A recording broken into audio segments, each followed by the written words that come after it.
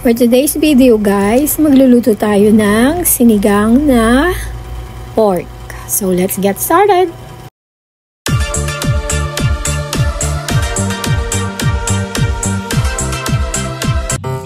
Magpakulo tayo ng tubig na may sibuyas, kamatis at saka luya. Kung okay lang guys kung hindi kayo maglagay ng luya.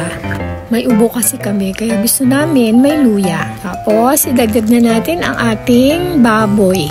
Pakuluan natin guys after mga 15 minutes. Lagay na natin ang ating asin.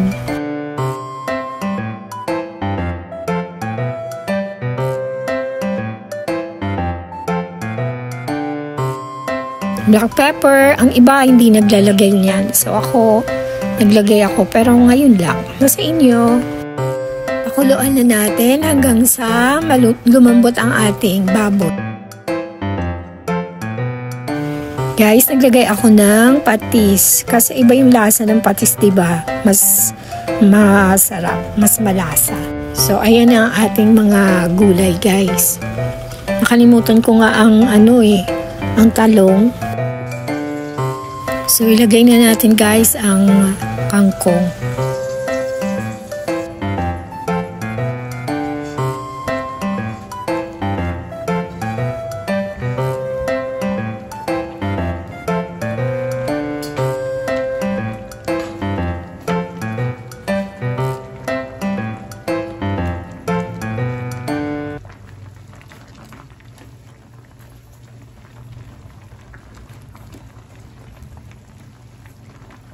Wow, ganda ng kulay. Ayan na, malapit na siyang maluto.